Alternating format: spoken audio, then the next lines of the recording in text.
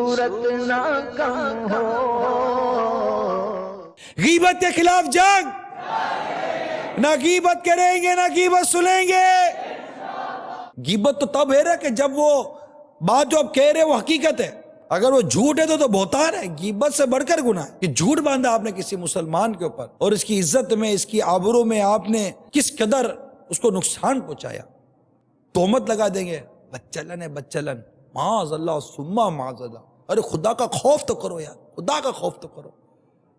کسی پاک دامن عورت کے اوپر تہمت لگاتی ہو. یہ ساری چیزیں گھر پہ ہوتی رہی ہوتی. تو میں یہی کہہ رہا ہوں، نہ پڑوسن بچے نہ رشتہ دار بچے. اب دعوت پہ چلے گئے فیملی کو لے کر، وہاں تو ہنس ہنس کے باتیں کریں گے. ارے واہ واہ کیا دعوت ہے، کیا دعوت کری. جب باہر نکلیں گے گاڑی کے اندر بیٹھیں گے، ایسا فضول خرچ کرتے ہیں. اسی کو مہنگی دعوت کرتا ہے کوئی؟ ڈشیں دیکھی تھی.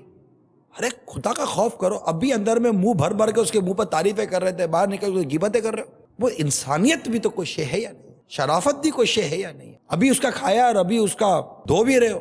تو نہ سسرال بچا گھر میں بیٹھ کر. اب دعوت سے آ گئے گھر کے اندر، گھر کے 2 افراد نہیں آئے تو اور کیا ہوا، خیریت، کیسا رہا دعوت؟ بٹھایا. ابھی سے یہ دعوت دے رہا ہے اب ہم کو گناہ کرنے کی. بٹھایا کیا بٹھایا؟ منہ ہی نہیں دیا. اب منہ کیا نکال کے دے دے؟ منہ کیا نہیں دیا؟ کیا منہ چاہیے آپ کو؟ دانت نکال کر مطلب کیا وہ دانت کی ایڈورٹائزمنٹ کرے گا آپ کے پاس کھڑا ہو کر؟ آپ اکیلے آئے ہو اور میرا ایک ہی منہ ہے، آپ کو دے دیا بھائی چلو اب یہ 499 انتظار کریں گے میرے منہ کا. تو سوچو تو صحیح ہے، منہ کیا ہے؟ دعوت دی بہت ہے، دعوت ہے، کھاؤ، اس کا شکریہ ادا کرو. مقتۃ المدینہ کا جو بستہ لگا ہوا ہے دعوت کے اندر، وہاں سے کیسٹ وی سی ڈی لو، جاؤ یا بھائی رسالہ وغیرہ لو، اس کو دعائیں دو، جائے.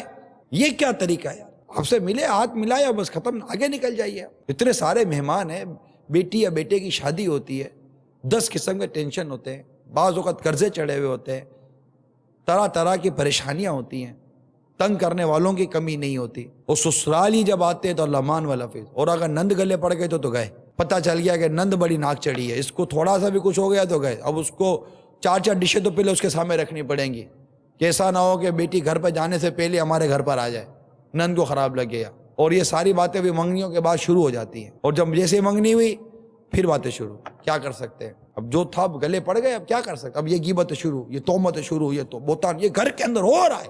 کھاتے پیتے، اٹھتے بیٹھتے، سوتے جاگتے، آتے جاتے.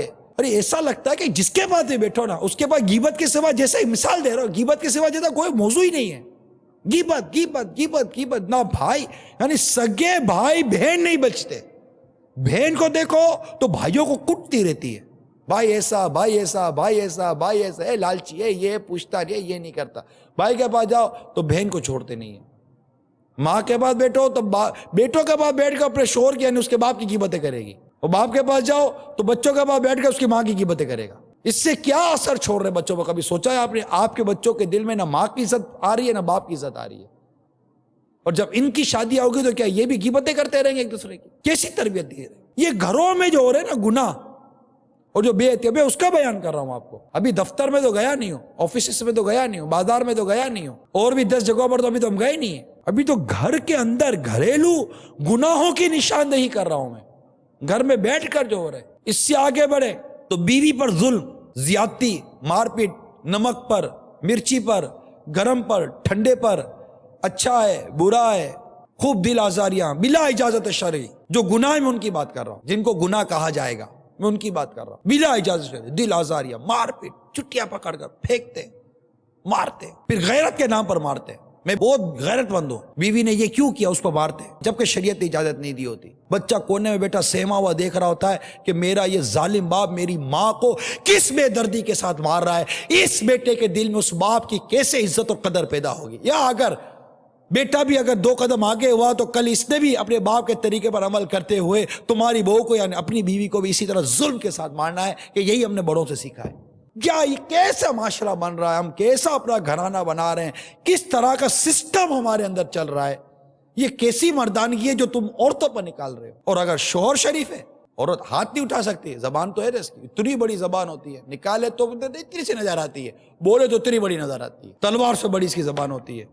شوہر ہوتا ہے شریف، بولتا نہیں ہے، بولے گا تو طلاق ہو جائے گی، گھر ٹوٹ جائے گا. اس کا ذہن بنا ہوا ہے میں نے گھر سنبھالنا ہے، گھر چلانا ہے. کتنی عجیب عجیب عورت ہے, میری واقعی عقل کام نہیں کرتی, یہ تو شوہر کے آگے بولا کیسے؟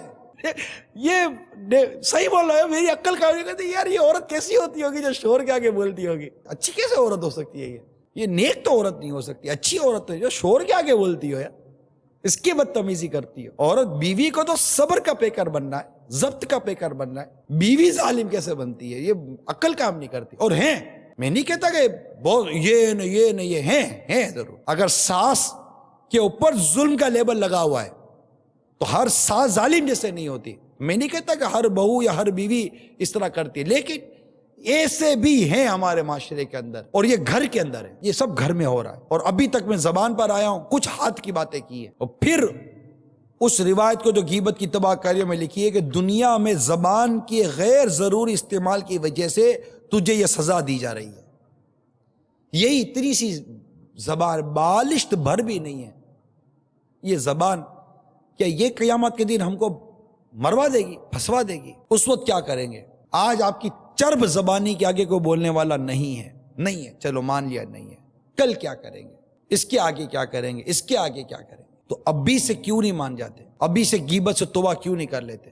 بھائی یہی سمجھ میں آتا ہے, شیطان چڑھا سوار ہو گیا, جیسے کہ باورا کر دیا اس نے. ہر اسلامی بھائی اور اسلامی بہن بس یہ سوچے کہ میں جو بولنے جا رہا ہوں یا میں نے بولنے جا رہی ہوں, اس سے ثواب ملے گا کہ گناہ؟ اللہ کی نافرمانی سے بچے. میرے آثار کا صدقہ الہی میرا جذبہ کسی صورت نہ کم ہو